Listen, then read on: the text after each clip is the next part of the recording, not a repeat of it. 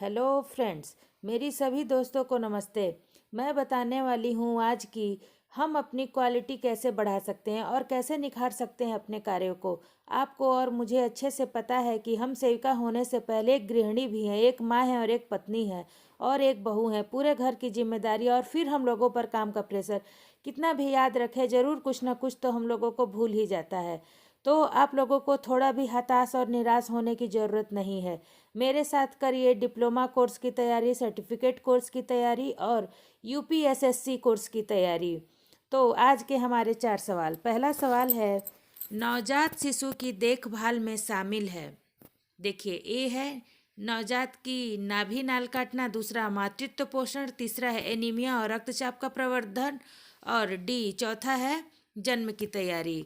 तो मैं आप लोगों को बता दूं कि इसमें जो पहला ऑप्शन दिया है नवजात की नाभि नाल काटना, क्योंकि आप लोगों को भी पता है जैसे ही बच्चा जन्म लेता है तो जो नर्स या डॉक्टर होती हैं सबसे पहले बच्चे की नाभि काटती हैं। उसके बाद ही उसकी साफ सफाई या फिर माँ के गोद में देना या बच्चे का वजन करना या फिर जो भी होता है सो किया जाता है। तो आप लोग ज़रूर इसे अच्छे से याद कर लीजिए कि अगर कोई भी आपसे क्वेश्चन पूछता है कि नवजात शिशु की तुरंत देखभाल में क्या शामिल है, तो आप लोग कहिएगा नवजात की नाभि नाल काटना। ठीक है, चलिए अगला क्वेश्चन हम लोग देखते हैं। अगला क्वेश्चन है, एक बच्चे को ब्रॉन्ज बेबी सिंड्रोम के लिए देखना चाहिए जब उसे मिल रही हो। तो आप लोग पढ़िए, पहले ABCD ऑप्शन देख लीजिए। Immune therapy, chemotherapy, phototherapy, radiation therapy. तो इसका सही जवाब है, एक बच्चे को ब्रॉन्ज बेबी सिंड्रोम के लिए देखना चाहिए जब उसे थेरेपी में फोटोथेरेपी मिल रही हो। ठीक है, यह सामान्यतः नवजात शिशु को पीलिया के उपचार के दौरान होता है। आप लोग यह बात ध्यान से देख लीजिए कि यदि कोई बच्चा पीलिया से ग्रसित है तो उसे कौन सी थेरेपी दी जाती है? फोटोथेरेपी। एक बच्चे को ब्रॉन्ज बेबी सिंड्रोम के लिए देखना चाहिए जब उसे मिल रही हो फोटोथेरेपी। ठीक है, तो आप लोग यह बात अच्छे से याद कर लीजिएगा कि एक बच्चे को ब्रॉन्ज बेबी सिंड्रोम के लिए देखना चाहिए जब उसे फोटोथेरेपी मिल रही हो। यह सामान्यतः नवजात शिशु को पीलिया के उपचार के दौरान होता है। ठीक है, तो चलिए अब हम लोग देख लेते हैं अपना नेक्स्ट क्वेश्चन। देखिए, इसमें मैं आप लोगों को बताना चाहती हूँ कि प्रसव पूर्व यानी कि जो डिलीवरी होने वाली रहती है या किन महिलाओं में गर्भावस्था के दौरान जो है कि खतरनाक श्रेणी में उनको रखा जाता है, यानी कि वह हमेशा जोखिमपूर्ण गर्भावस्था उसको माना जाता है। तो आप लोग देखिए, मैं आपको लाइन से पढ़ के बता रही हूँ। ठीक है, प्रसव पूर्व रक्तचाप। ठीक है, 15 वर्ष से कम एवं 35 वर्ष से अधिक उम्र की प्रथम प्रसव महिला, यानी कि अगर जिसका प्रथम प्रसव 15 वर्ष से कम उम्र में या 35 वर्ष के बाद हो रहा है तो उन्हें जोखिमपूर्ण गर्भावस्थाओं में माना जाता है। 140 सेंटीमीटर से कम लंबाई वाली महिला, यानी कि जिस महिला का वजन 140 सेंटीमीटर से कम हो। फिर 4 प्रसव होने के बाद वाली बहुता प्रसव, यानी कि जब 4 बच्चे उसके पहले से हो चुके हों और वह 5वीं डिलीवरी के लिए हो, जिसे कि बहुता प्रसव भी कहा जाता है। देखिए, इसमें एक और आप लोगों को क्वेश्चन का आंसर मिल जा रहा है।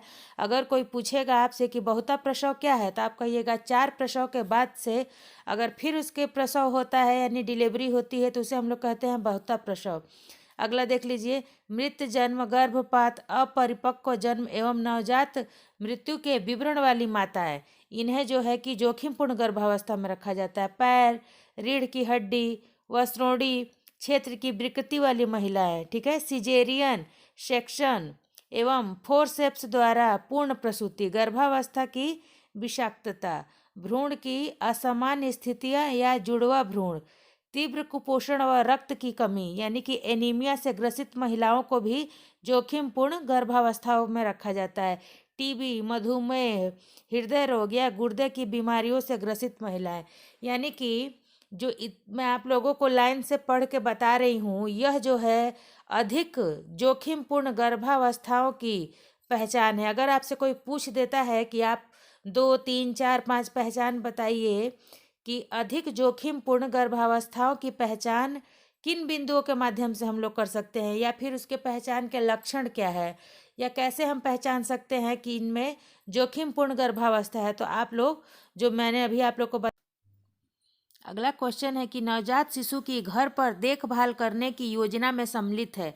ए तापमान बनाए रखना, बी पूरी तरह केवल स्तनपान कराना, सी ए और बी, और डी परिवार नियोजन के बारे में परामर्श देना। तो मैं आप लोगों को बता दूं जो इसका जवाब होगा ए और बी दोनों होगा।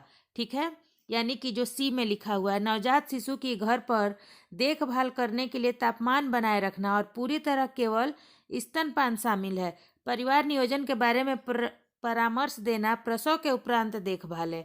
यानी कि बच्चा का जब प्रसव हो जा रहा है उसके बाद हम यह भी परामर्श दे सकते हैं, लेकिन घर बच्चे के लिए यह जो पूछ रहा है नवजात शिशु की घर पर देखभाल के लिए, तो सबसे इम्पोर्टेंट इसमें है कि घर का तापमान अच्छी तरह से बना के रखना है। यानी कि अगर गर्मी का मौसम है तो बच्चे को हल्का खुले रूम में रखना है जो कि हवादार हो, और उसके बाद से उसके कपड़े सूती हो, महीन हो, इस प्रकार से ध्यान देना है। और ठंडी हो तो ठंड वाले कपड़े और बंद घर में। चलिए, तो आप लोगों को आज के मेरे द्वारा बताए गए यह 4 सवाल और उनके जवाब कैसे लगे प्लीज़ मुझे कमेंट बॉक्स में ज़रूर बताइएगा। इसी प्रकार का मैं आप लोगों के लिए बहुत ही ज़रूरी और इन्फॉर्मेटिव वीडियो लेकर के आती रहूँगी। तो प्लीज़ चैनल को लाइक, शेयर, सब्सक्राइब और कमेंट जरूर करिए। Thank you.